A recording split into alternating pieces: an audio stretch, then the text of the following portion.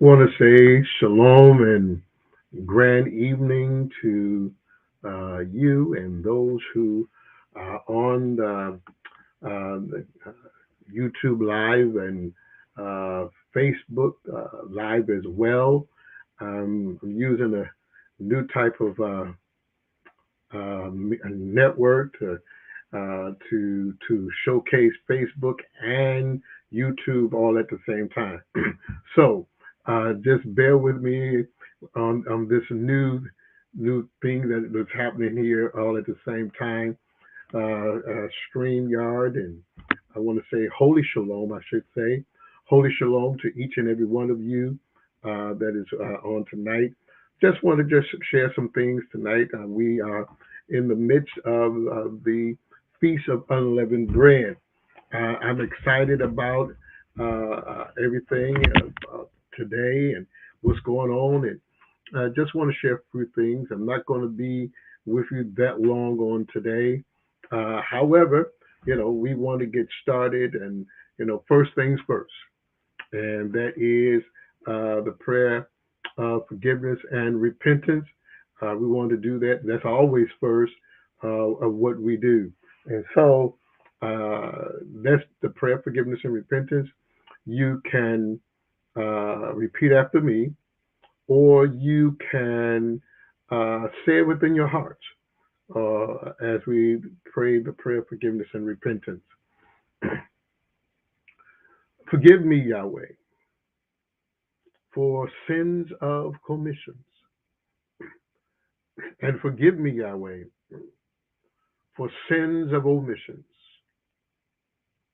Abba, Yah, the great I am.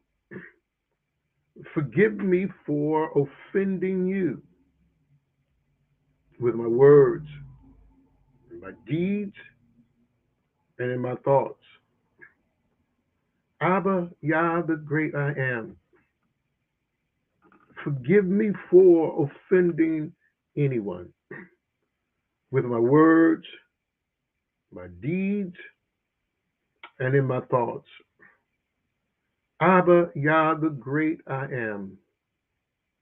I forgive those who have offended me with their words and their deeds. Abba, Yah, the great I am. I forgive myself for offending myself with words, deeds, and my thoughts. Abba, Yah, the great I am. Forgive me for committing fornication with my words and my deeds and in my thoughts. Abba, Yah, the great I am. I repent for breaking any of your righteous laws in heaven, in the earth, and in my temple. Forgive me. I choose to obey your righteous laws. I appropriate the power of the stake and the shedding of your blood that wash my sins away, blot out my transgressions and my iniquities, created me a clean heart, and renew a right spirit in me. Purge me, Yahweh, with hyssop. Wash me, I am clean. I'm white as snow. I take up my stake and nail my flesh and sins to the stake, and I die to my flesh. Yahweh, you are exalted in my life, this moment right now, and we give you the highest praise. Hallelujah. Praise Yahweh. Holy Shalom again to each and every one of you who are now present with me on this evening. And I want to say to you, thank you once again, and to all those who are in the chat room, and Prophet Sean, and my sister Teresa, my sister, dear sister Robin and Brother Teacher Ed. I want to thank you for being in the chat room and others who are coming on and who will be on. And so I want to say thank you once again. And we are celebrating, we are enjoying the Feast of Unleavened Bread. It is wonderful. And so we on the eve of the sixth day of the Feast of Unleavened Bread. And so I'm trying a new type of platform, and I'm working with StreamYard, and that will showcase multiple social medias at one time. So we're to the Facebook listeners and to those who are on YouTube, welcome as well. And so this is something different for me, and but this is the time, this is the hour, this is the season that Yah has made. This is our Sabbath. This is a holy time, and I am enjoying this. I am enjoying this where we're what's happening now, and it is wonderful and marvelous in His sight. And so I want to share a few things with you on today, this evening. That is, I'm not going to be with you. I'm not going to be that long, and but I just want to share a few things with you about the Feast of Unleavened Bread. We this is a Sabbath. We've had the first day, which is a holy convocation, and then on Sabbath, it's a double Sabbath that's coming. The ends, the last day of the Feast of Unleavened Bread, which is a double Sabbath for us, and it is awesome. And it's awesome. And I have shared many times in our teaching in class what does a Sabbath mean, and things like that. And so we I want to share some things about the Feast of Unleavened Bread. Do we really know how powerful these feasts are? What happens during the time of the Feast of Unleavened Bread? You got to understand that Yah is the same yesterday, today, and forever. He's the same yesterday, today, and forever. And so Yahweh doesn't change. We do, but He doesn't. He changes not. And so there are things that happens even even in this moment right now. There are cycles that takes place, and so there are things that's happening even in the spiritual realm that we are in alignment with the things that took place even in ancient times. And so we must know this. We must know this.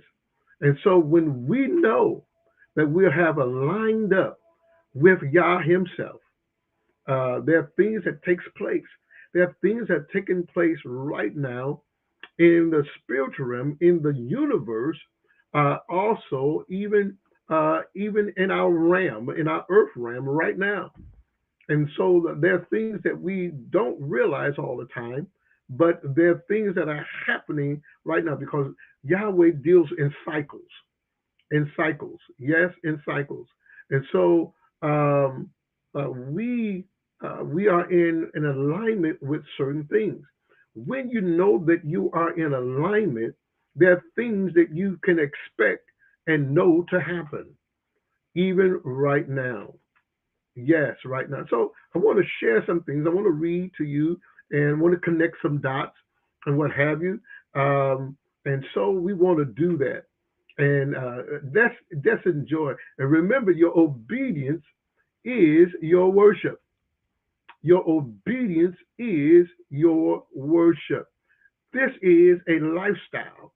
This is something that we practice at. This is something we practice obedience.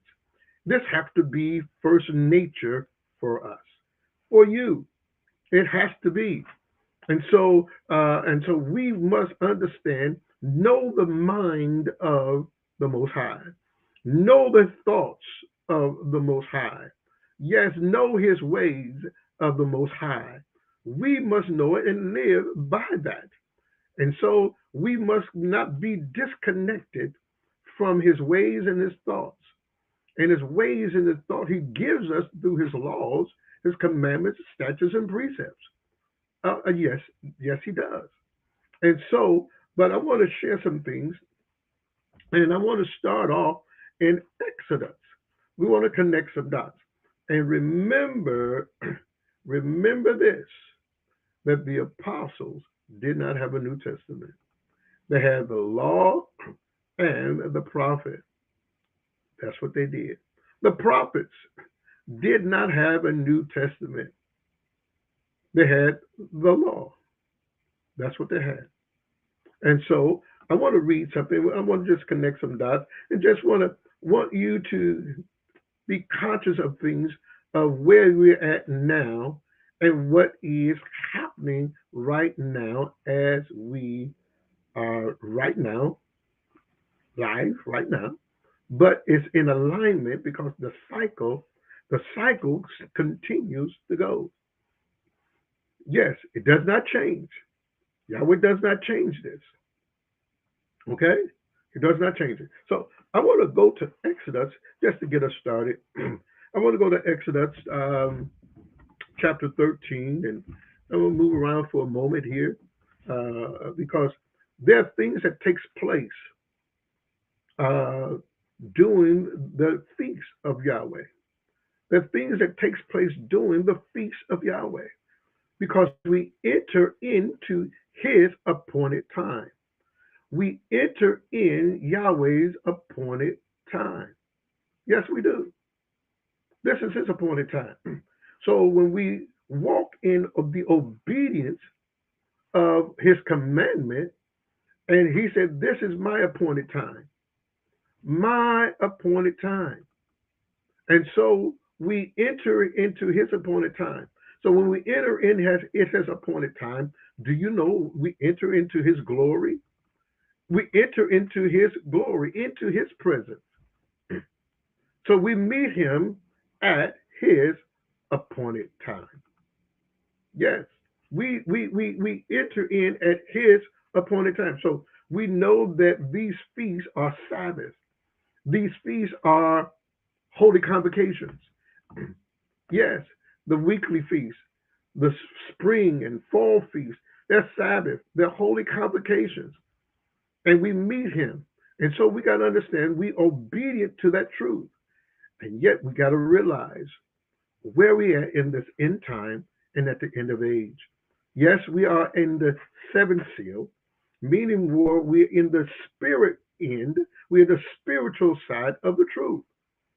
We're in the spiritual side of the truth, of the commandments that he gave Moshe. And so now Yeshua said, they that worship me must worship me in spirit and in truth. That's right, spirit and truth. He indicates that when he was sharing with the woman at the well, he said, these are the new worshipers, the true worshipers that will worship him in spirit and truth. He said, these are the true worshipers that will worship him in spirit and in truth. Now, others, truth by itself, there's worship there, and there's worship by spirit by itself. But he don't call them the true worshipers. He called the true worshipers that worship him must worship him in spirit and in truth. So we here at the end of time or the end of the age. And so it's about spirit and truth. It's about spirit and truth. And so we worship him in spirit and in truth.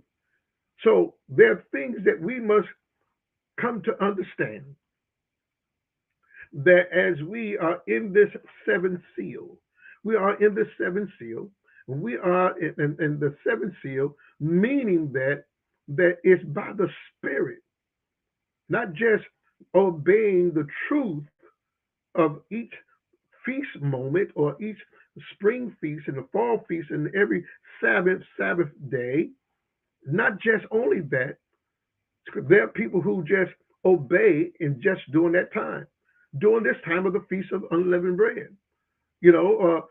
When Pentecost comes, they go to service and they walk in the obedience of that. But here's something that Yahweh wanted to do a long time from the very beginning is to bring spirit to the truth. Because remember, again, the children of Israel got to Mount Sinai, and what did they do? They rejected the spirit of Yahweh at Mount Sinai and told Moshe, we'll hear from you. We don't want Yahweh to give us the law by the spirit. And so they rejected and turned away the spirit of Yahweh, but Yahweh loved them and married them, the children of Israel, the whole house of Israel, as his bride. And then he began to give them outward symbols, okay, outward symbols, so that they can be close to him by his side and to remind them of the law.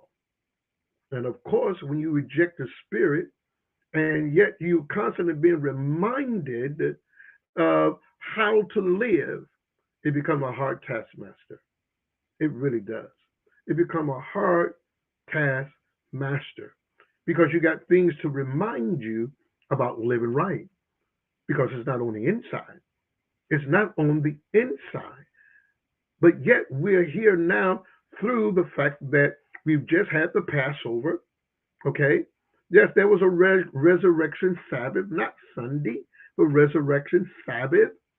Okay. On the seventh day. And so there are things that happens on the seventh day. Every 7 days, the seventh Sabbath day, there are things that miraculously takes place. A lot of times we don't hear about it. We don't know about it. We may not read about it, but there are things that the Most High is doing every Sabbath.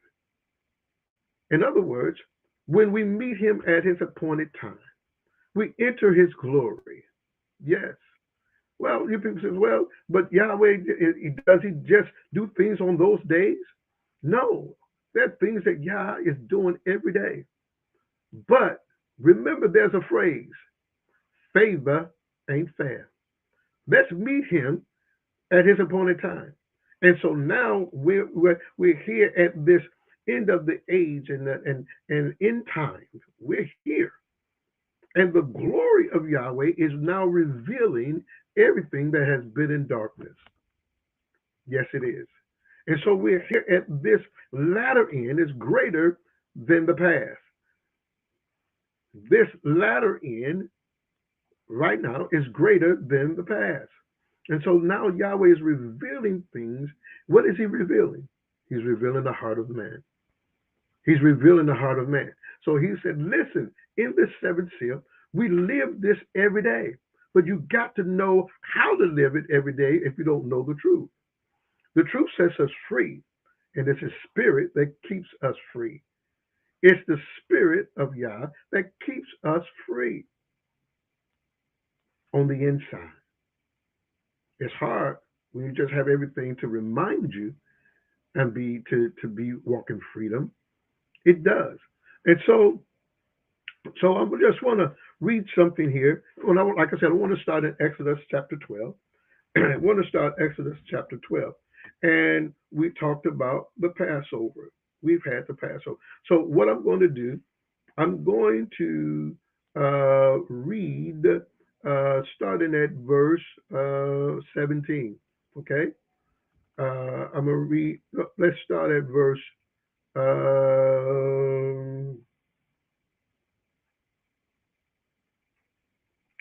14. Okay? Let's start at verse 14. And yes, get your pencil, paper, and all those things that you need so we can connect some dots, okay? And so we won't be that long. Exodus chapter 12, and starting at verse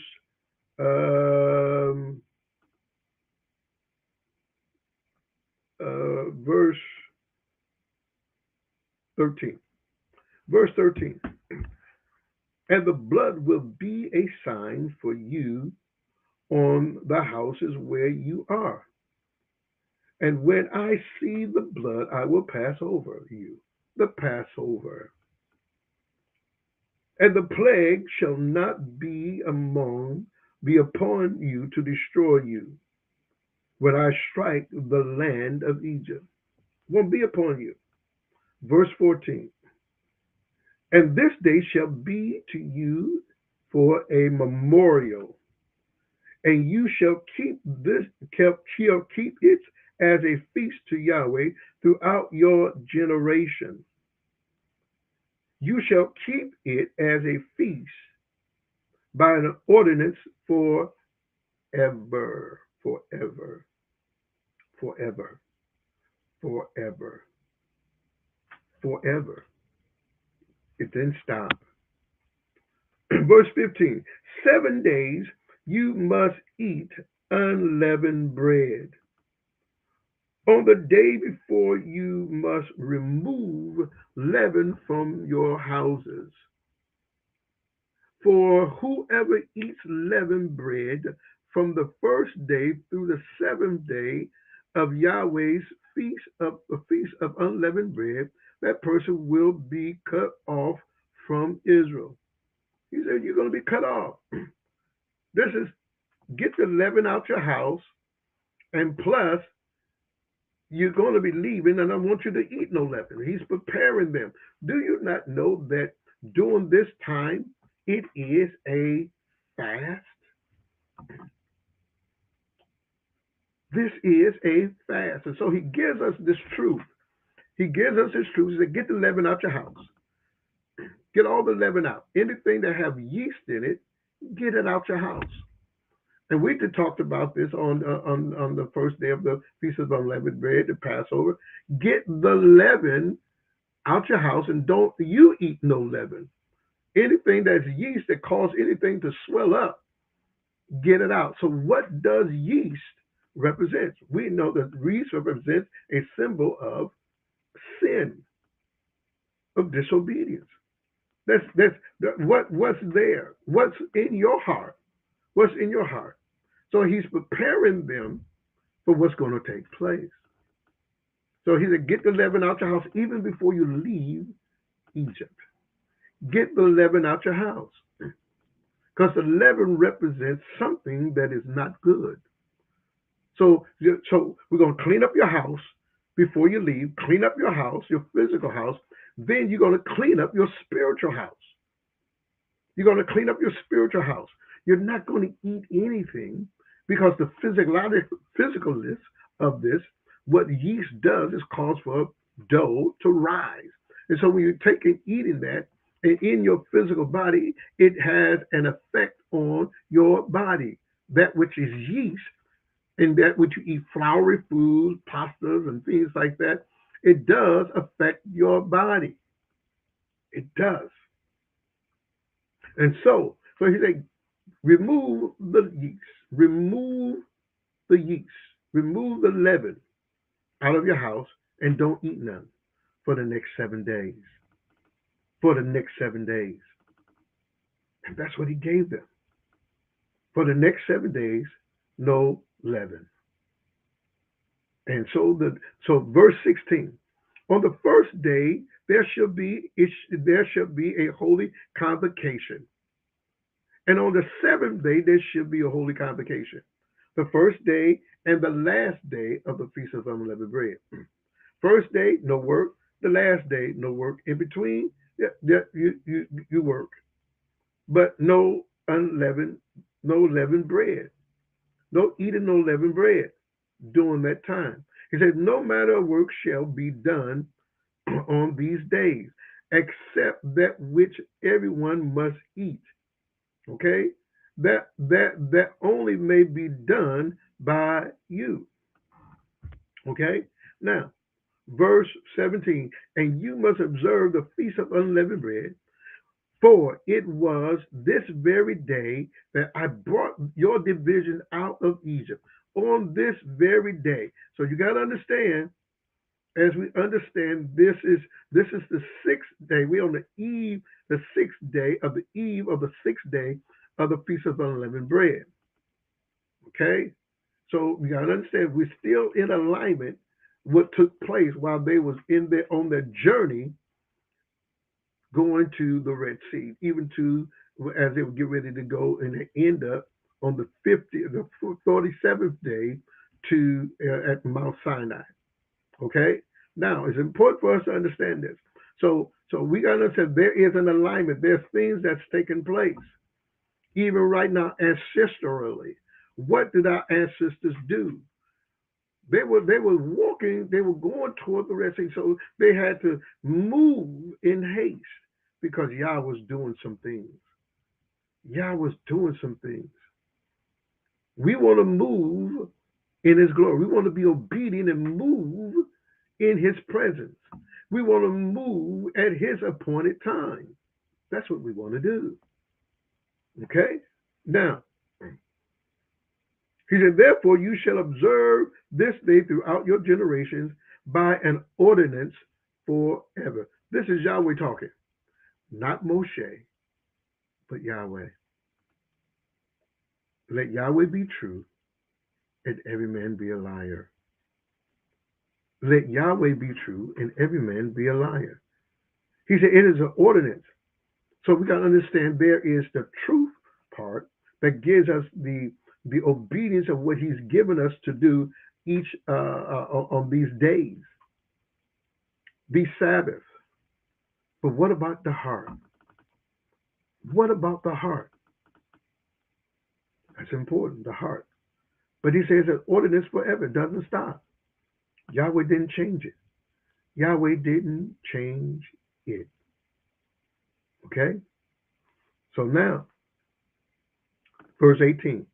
In the first moon of the 14th day of the moon, at evening you must eat unleavened bread until the 21st day of the moon at evening. Verse 19, 7 days no leaven must be found in your houses. He's given instructions. He's given instructions for where they're going. They're leaving their houses, but where they're going, he says, no house in your house. And for whoever eat what is leavened, that same person will be cut off from the congregation of Israel, whether a stranger or a native of the land. Didn't matter. He says, no leaven. Verse 20, you must eat nothing. You must eat nothing. Must eat nothing leavened in all your habitation. You must eat unleavened bread. Must eat unleavened bread. So it's important for us to understand this. He said, don't eat no unleavened bread. Don't eat no leavened bread for 7 days. And so he gives instruction what to do, put the blood on the doorposts and the sides of the frames and things like that. He tells them to do that. He's giving them instructions.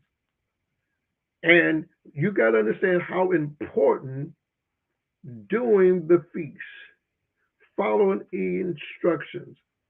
And so there are things that take place. Do you not know that there are miracles? There's victory in that takes place. People get the victory. People have miracles that takes place in their lives as a whole and as individuals. So I just want to connect some dots. I want to go to, for some who have the King James and who have your Hebrew Bible, Yeshua ben Nun or Joshua in your Bibles. I want you to go there with me. Okay? I want you to go there. Yes. Let's go there. And let's look at, and so we'll go to Joshua, Yeshua ben Nun. When we go there, chapter 4, because now they have crossed the Jordan or the Jordan. But you got to understand oh my, that only two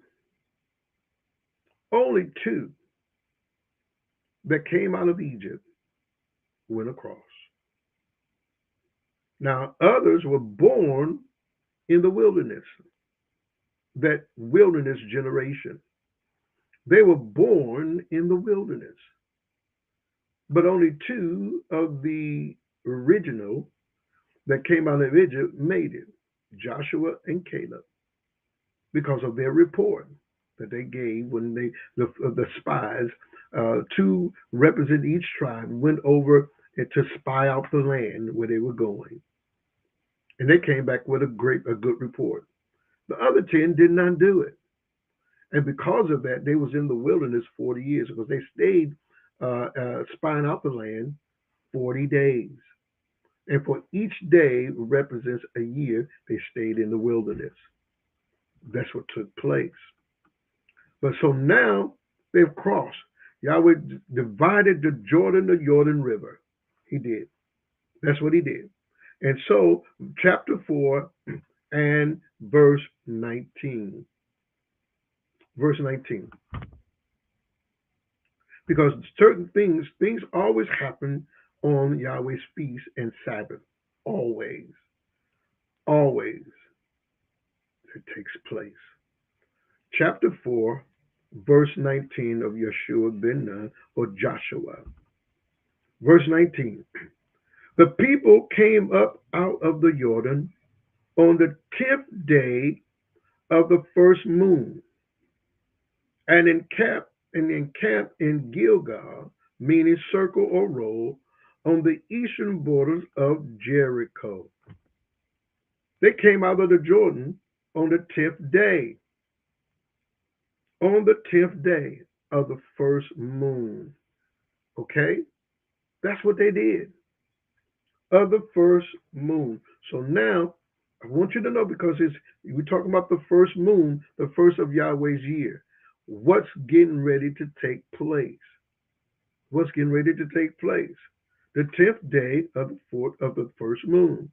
So let's go to chapter 5. Let's go to chapter 5, okay? And let's go to chapter 5. We're going to read just a few verses out of here. But it's important that Yahweh is positioning them and preparing them for something great. That something's getting ready to happen. Yes. They're in the promised land. But there are things that have to take place in order to begin to possess what's in the promised land. Verse 1, chapter 5, verse 1. When all the kings of the Amorites who were on the west side of the Jordan, and all the kings of the Canaanites along the seacoast heard that Yahweh had dried up the waters of the Jordan from the front of the children of Israel until we had crossed over. Their hearts melted, and there was no longer any courage in them to face the children of Israel. That very first verse is power packed. It really is. Because the enemy heard that Yahweh done something for the children of Israel that was born in the wilderness, that he done for their fathers and forefathers when they came out of Egypt. And what did he do? When they came, they was confronted at the Red Sea. What did Yahweh do? He parted the Red Sea. So now the enemy heard what Yahweh had done for the children of Israel that was born in the wilderness. He departed the Jordan. And so there was no courage in the enemy because the enemy had heard what Yahweh had done. Now that should be that you should connect some dots right there, knowing that when you walk in the obedience and what took place when they got to the Jordan and Yahweh gave them instructions. Yahweh gave them instructions. The spiritual dots should be connecting even right now. The prophetic spiritual dots should be connecting for you and for understanding that Yahweh will make a way. How does he make a way? Why does he make a way? Your obedience. Yahweh first. Yahweh first. I'm not telling a story just to be telling a story. This is not a story just to be telling a story, because understand we are in alignment with what took place then. And he said, do this forever. So our ancestors, way back then, In order to receive the promise, there's some things that has to take place. You got to remember, you have to remember that when you line up properly and walk in the obedience of Yahweh, do you not know that your enemy becomes more frightened of you than you could ever know? Because the enemy will know that Yahweh is doing these miraculous things in your life, and the enemy become afraid. Yes. So now, so let's look at something here. Verse 2. At that time, Yahweh said to Yeshua, make flint knives for yourselves. Return circumcision to the sons of Israel again. While they was in the wilderness, they stopped circumcision. He said, return circumcision once again. Return circumcision. And understand this, circumcision has returned. There is the physical circumcision, and then there is the spiritual circumcision of the heart. Yeshua provided that through his death and resurrection. Yes, circumcision of the heart, same thing. No one is excluded, men and women. Okay, so he said, return circumcision again. Verse 3. So Yeshua made flint knives for himself and circumcised the sons of Israel at Gar, Horoloth, meaning heel of the foreskin. The men that had to be circumcised. Verse 4. For this reason, Yeshua circumcised them. What's the reason? All the males who came out of Egypt, the fighting men who died in the wilderness along the route since leaving in Egypt. Okay? And verse 5, and all the males who came out had been circumcised. But all the males who were born in the wilderness along the route as they came out had not been circumcised. Verse 6, the children of Israel had walked 40 years in the wilderness until all those men of war who had come out of Egypt were dead. For all they had not, and for they had not obeyed Yahweh. Are you hearing that? For Yahweh had vowed to them that they would not see the land he had promised to their forefathers to give us, a land flowing with milk and honey. Verse 7. But their sons Yahweh raised up in their place. These were the ones Yeshua circumcised. They were still uncircumcised because they had not been circumcised along the way. But Yahweh restored, renewed circumcision, bring it back again. That was a covenant. Bring it back again. Hallelujah. Renew this covenant. He didn't abolish it, just renew it. It was just a moment of time. Renew this. Verse 8. When they had finished circumcising all the nations, they stayed in camp until they were healed. Verse 9. Then Yahweh said to Yeshua ben Nun, this day I rolled away the reproach of Egypt from you. So the place has been called Gilgal, roll, circle, or roll for this day. So understand this. He said, in doing that, this day I roll the reproach of Egypt from you. So it was spiritual. I roll the reproach of it. Now they were not born in Egypt; they were born in the wilderness. But the spirit of Egypt from their parents, the spirit of Egypt, he said, in the circumcision, what I'm going to do is going to take away the reproach. The spirit of it And when you hear many people say, well, generational curses. I'm gonna roll away the reproach of Egypt from you. They've never seen Egypt. They heard about it, but I'm going to roll the reproach of it. That it won't be in your spirit when the circumcising is done and complete. This is why I've done it. Now understand this. Remember what we read in the fourth chapter. They came out of the water on the 10th day of the first moon. The 10th day. Okay? 10th day, meaning that 4 more days, getting ready for what? The Passover. The Passover. But they've been circumcised. Okay? Let's read verse 10. So the children of Israel encamped in Gilgal and what? Sacrificed the Passover on the 14th day of the first moon between the two evenings and on the plain of Jericho. Wow. Verse 11, and they did eat of the offering of the land, and on tomorrow after Passover was the sacrifice of unleavened bread, parched grain on the very same day. Now the men were circumcised, so now 4 days it took place.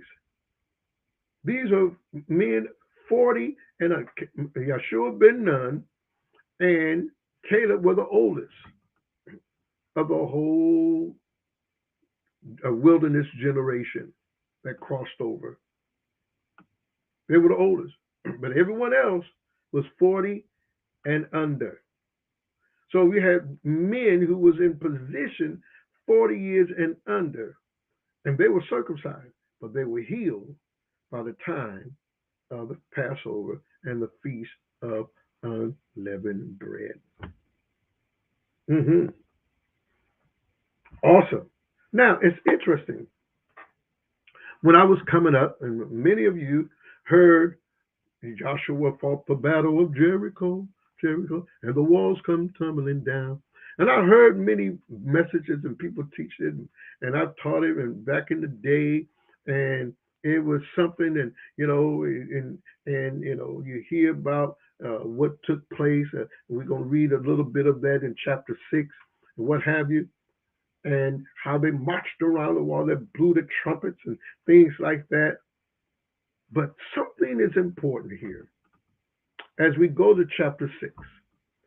Something is important here at the time of the Passover and the Feast of Unleavened Bread. Because they on the plains of Jericho and they were at Jericho. Oh, yes, at Jericho. And so now we begin to hear something. And for me, as I was coming up as a young minister, elder, pastor, and things, the dots begin to connect. And how, because I never heard messages that it was connected to the Feast of Unleavened Bread. Never, never. And you might hear it today. You might hear some of these messages today, but it's not connected to Yahweh's feast. Because Yahweh moves in the earth at the Feast of Unleavened Bread. Because remember, when they left Egypt, the Passover, Yahweh said, the destroyer will walk with him. The destroyer will walk with him. They would be together in the land of Egypt. And if the children of Israel did not have the blood on the door, okay, if they didn't, the destroyer had permission to go in to destroy the family, the firstborn. And so they follow instruction. And do you not know that where we're at now, that the destroyer that has been released in the earth, and yet the glory of Yahweh is in the earth right now? Oh, my. Right now, it is so. Yes. So I just want to read some things here. Let's go to chapter 6, okay? Let's go to chapter 6. Because now they at the feast of unleavened bread, they had the Passover. Here's the feast of unleavened bread. The feast of unleavened bread. And this is what took place. Chapter 6, verse 1. Jericho was shut up securely. Why? Because they heard of the children of Israel. They knew that. The enemy knew that. Yahweh brought them into the land promised, but it's the enemy. The enemy has occupied Yahweh's land. So Yahweh took them into the enemy's land, the enemy's camp. But they had to follow instructions. He prepared a table for them in the presence of the enemy. What was it that he prepared for them when they cross the Jordan into the promised land? See, the promised land is occupied by an enemy. Let's connect the dots. The promised land is occupied by an enemy. So in order for you to get the land back there, that Yahweh said, I want you to have it. You're going to prosper where I'm getting, but I'm giving you a table in the presence of your enemies. What is that? The law, the commandments. You obey, I'm going to bless you. You walk in obedience, the enemy can't touch you. The enemy won't take over you. The enemy won't have dominion over you when you're walking in obedience. Hallelujah. And so therefore, he brought them into the land of the enemy. But the enemy knows that the children of Israel is there. Okay? So verse 1 says again, Jericho was shut up securely because the children of Israel, no one went out and no one came in. Oh my. Verse 2, Yahweh said to Yeshua, behold, I've given you Jericho into your hands, along with its king and its fighting men. I've given it's yours. Here's the beginning. So Yahweh said, I'm giving you, it's yours. Do you not know we've crossed over? See, we're not living in the land that took place, but there's a spiritual crossing over. And he said, it's yours. So you got to understand where we're at. You got to understand where we're at in this time cycle. The land that you live, listen, the land's been occupied by Yahweh's enemy. Connected dots. The land has been occupied by Yahweh's enemy. And yet Yahweh said, it's yours. I'm giving it to you. Do we realize that? Do we understand that? But do you understand what has to take place? Many things that has to be done based upon his appointed time. Okay. Verse 3. You are to march around the city, the fighting men going around the city once. You shall do this for 6 days. 6 days. Now, 6 days, meaning they are in the Feast of Unleavened Bread, Yahweh's feast. This is Yahweh's feast. 6 days, he said 6 days. You're going to march around once, around the wall. So let's look at verse 4. Have 7 priests carry a ram's horn or shofar. 7. 7 is so important. 7 is so important. 7. 7 is a number of judgment. 7 is the number of completion. So when you say that 7 is a time of judgment, it judged Yahweh's glory because the 7th day is holy. So the 7th day is holy. We are in the 7th seal, meaning that now spirit and truth every day with Yahweh is what? Holy. That we live holy each and every day according to his law. Everything we know that he says concerning his law, we spiritually live by within our hearts. That's what we do. By the spirit of that truth. By the spirit of that truth. That's what we do. We got to know the truth, and yet we receive his spirit in us and the spirit of truth to live by this. That we become the very image and likeness of the Most High. Yes, that's important to know that. That's important to know that. So 7. 7 is, like I said, judgment. Yes, it's a time that it's a time to come to an end, completion. Righteous and unrighteous, but it's a time of recompense. Yahweh is going to judge the enemy and judge the righteous. In other words, the wealth of the wicked now becomes transferable to the righteous. Do you know what the cycle that we're in? Do you know where we're at? That there is a transfer of wealth that will take place. hmm Remember when they came out of Egypt, there was a transfer of wealth. What did they do with it? They gave it back to the gods of Egypt, pagan heathen gods of worship. The gold that they had. He told Moshe to tell the ladies to take the plunder from Egypt, from the Egypt. What did they give them? Gold, silver, clothing, things like that. They had wealth with them, and what did they do with the wealth in the wilderness? They made golden calf. Yes, they did. So this time, Yahweh, there's going to be a transfer of wealth, but it's going to be done for those who are spiritual in their hearts.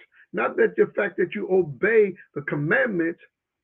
Yes, you obey the commandment, but where is your heart? Your heart is very important, meaning your heart gives you the image and the likeness of the Most High.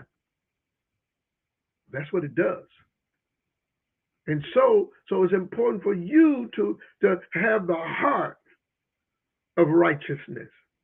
Not that you're just walking in the obedience of, he said, every 7 days, or you do this every 7 days, and you walk in the obedience of the spring and the fall feast and what have you. Many people do that, and Yahweh know that, but their mouth says one thing, but their hearts are far from it. Yes, even in Hebrew, Christianity, there are many people who are like this. Their mouth are saying so much, but their hearts are so far removed from what they're talking about. And they're not in the image and the likeness of the Most High. They're not. And so he's given them instructions. Verse 4, he said, have 7 priests, each carry a ram's horn, shofar, in front of the Ark of the Covenant. On the 7th day, march around the city 7 times, with the priests blowing an extended, unbroken note with the shofar. Understand this. He tells them, he's given them on the last day of the Feast of Unleavened Bread. Are you hearing me? This is what I want you to do. I want you to walk around 7 times on the last day of completion. When you do that, I want you each day, remember 6 days, they walked around, they had 7, and they walked around one time for 6 days. And he said, now get 7, because when they blew, understand this, it was a long note. It was it's a staggered note. And they walked around one time. So when they walked around, it was an unbroken note. Unbroken. There was no break in the sound when they walked around Jericho. Now he said on the seventh day, you're going to do this, walk around 7 times, unbroken note. 7 times on the last day of the Feast of Unleavened Bread, which is a Sabbath and a holy convocation and a feast. Are you getting this? Are the dots connecting? Because we are in that time frame. You know, this is not just a story to make you happy, but this is a story to place you right in the place where you need to be, knowing that what I know, when I know better, I could do better. So when the last day of the Feast of Unleavened Bread comes, you know what needs, by the Spirit of it, what's going to take place. And so now this latter end is greater than the past. You got to understand what Yahweh is doing in globally. You know, we hear the pandemic and this and that, but what Yahweh is doing.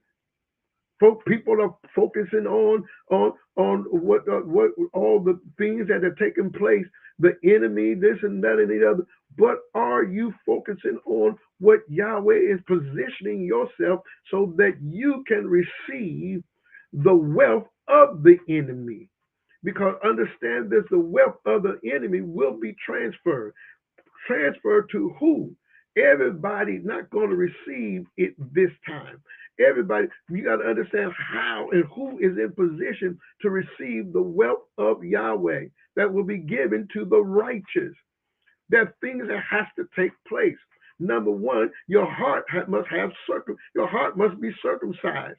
You must not have, not just for the seasonal time, but spiritually, your heart must not have no yeast in it. You must you untrustworthy when your heart is not right. When there's things in your heart, then the heart is not right. You're untrustworthy. People talk about it, but where the wealth? Who's going to get it? Who's going to get it? You got to follow instructions. Remember, he returned circumcision. They rejected it. Now the covenant is renewed. Now the covenant, he didn't change the covenant. He renewed it. How did he renew it? By circumcision of the heart. Not the flesh, but the heart of flesh. He circumcised the heart. That which is not seen, he wanted to circumcise it. Because that's when the heart is not circumcised, that's going to keep you from the wealth transfer. It sounds good. It tickles the ears. It's tantalizing. It gives you warm, fuzzy feelings. But everybody is not going to be in position. My, oh my.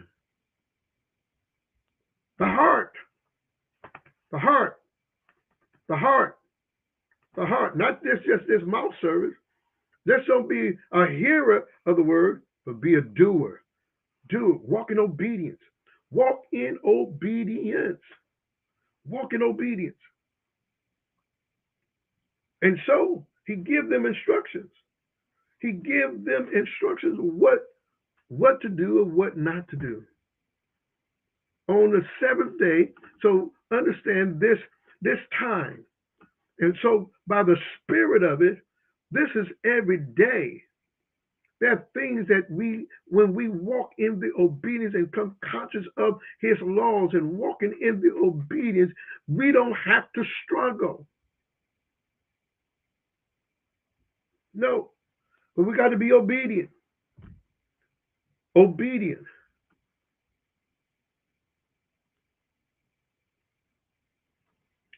And um,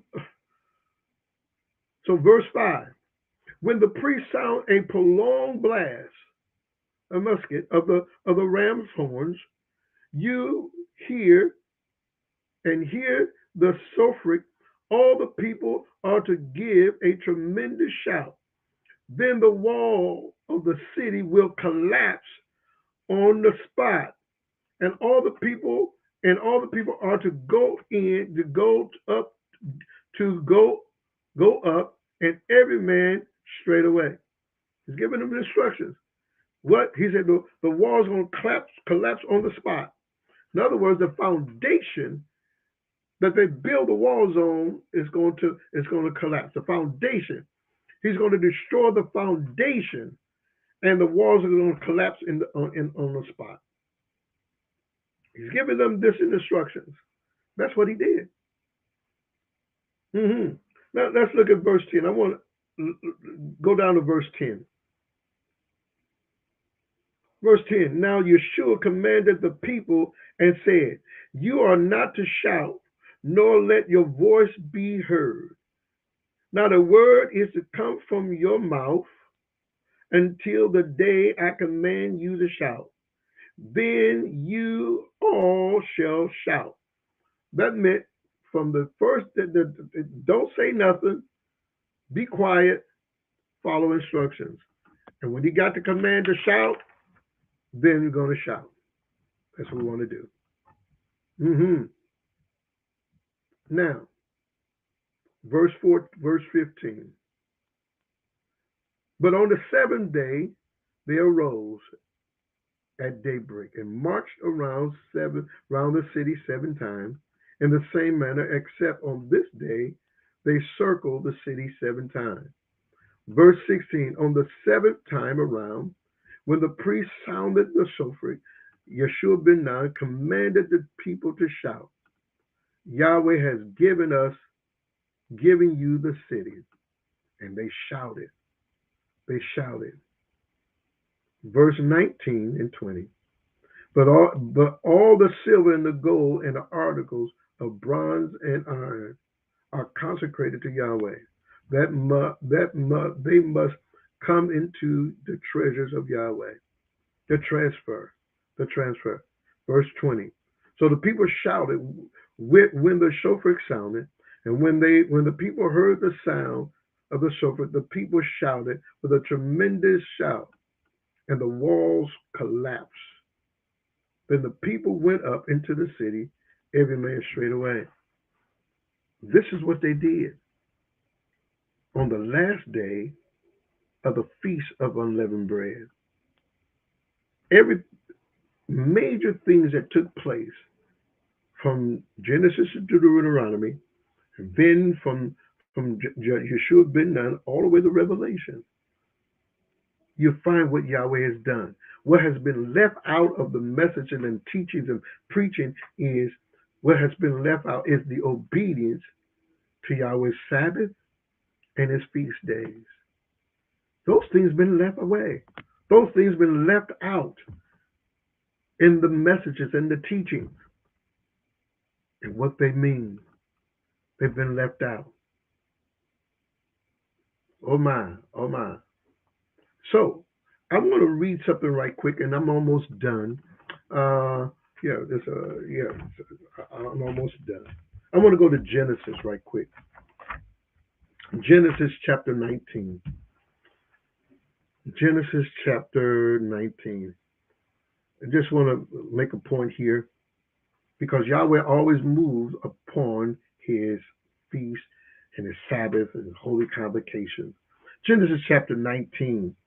And I just want to throw this little nugget out there just to, we will be talking about some things, okay? Genesis chapter 19, verse 1. We're talking about Abraham. Oh my. Verse 1. Now the two Malikims came to Sodom, and in the evening, and Lot was sitting at the gate of Sodom. When Lot saw them, he arose to meet them and bowed himself with his face toward the ground. Verse 2. And he said, "Hear now, my rulers, turn aside to your servant's house and spend the night and wash your feet. Then you may rise early and go your way." And they said, "No, but we will spend the night in the open square." You understand? You'll understand it in a minute. They said, "We're going to be outside. Verse 3. But he insisted so strongly that they turned into him and entered his house. Then he made them a feast and baked unleavened bread, and they ate. What they were there was a Passover and the feast of unleavened bread, because Lot was the only one in Sodom following the feast. Hmm. Yes. So he was at the feast. They were at the feast of unleavened bread, and the Maliks were what? Want to stay out in the square.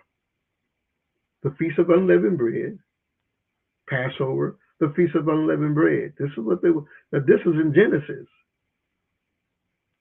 because they were practicing in obedience to Passover and the feast of unleavened bread. Even then, okay, even then.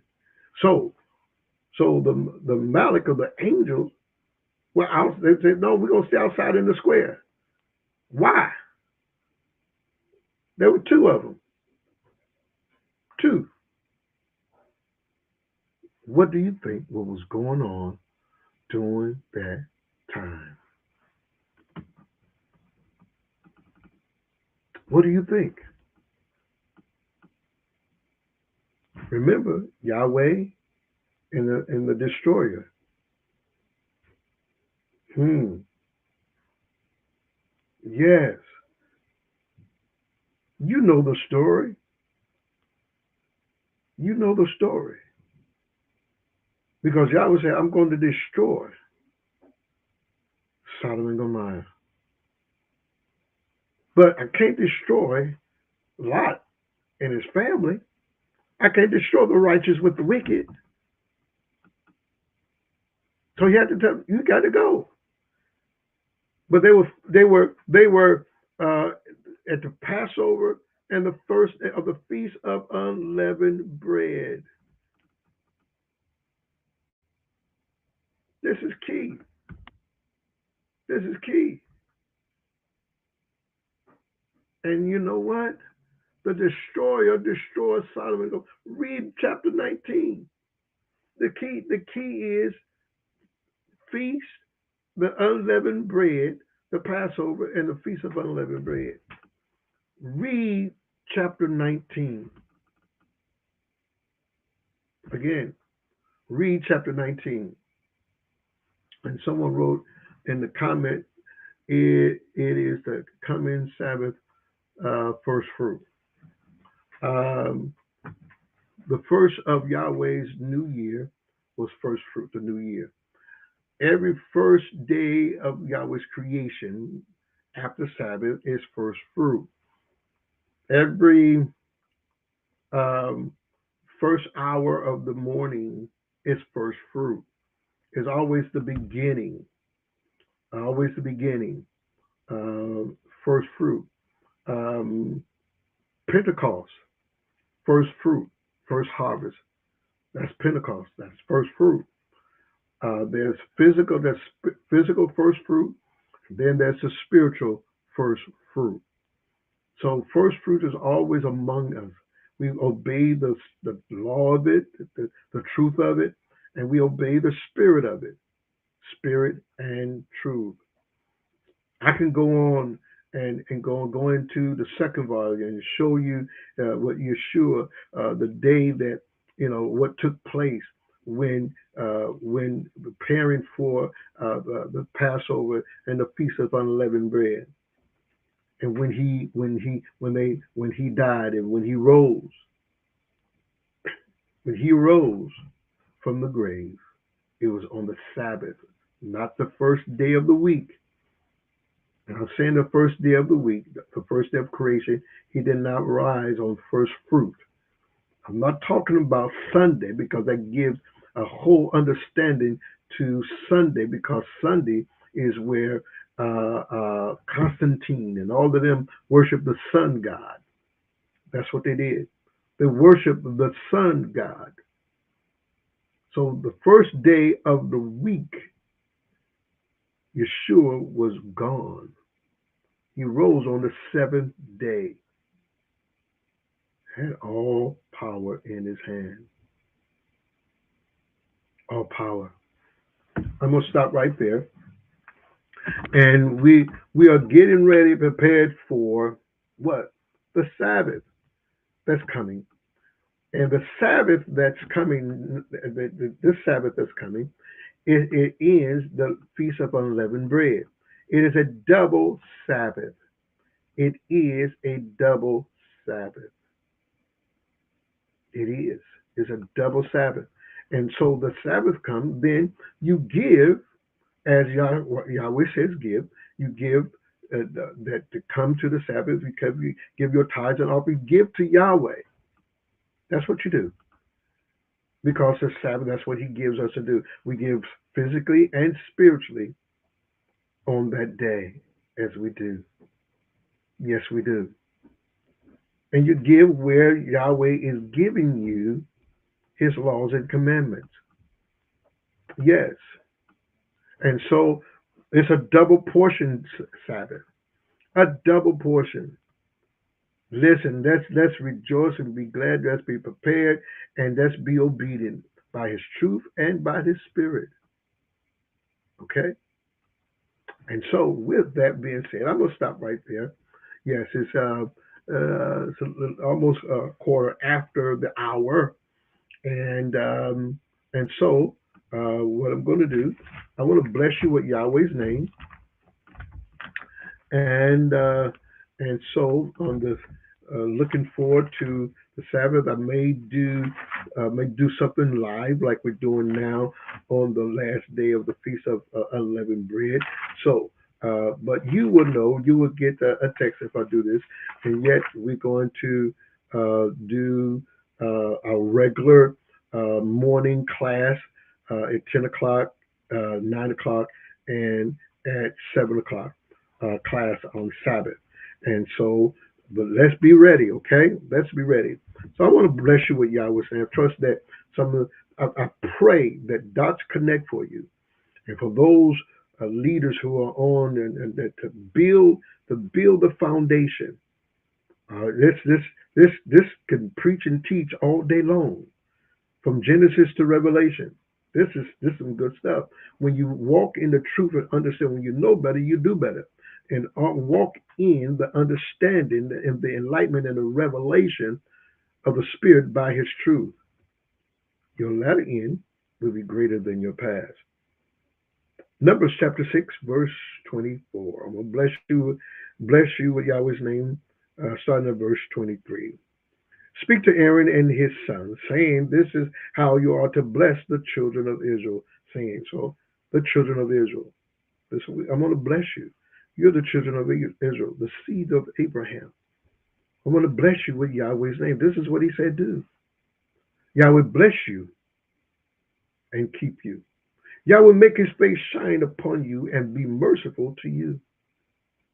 Yahweh lift His countenance upon you and give you peace, shalom. So they will put my name on the children of Israel, and I, Yahweh, will bless them. I want to say to each and every one of you, during this holy time, let this holy time continue. Let this holy time continue to enjoy you and your families. And I'll be talking to you. For those who are in class on Sabbath morning, look forward to seeing you in class. Okay? Love you forever. Shalom, shalom.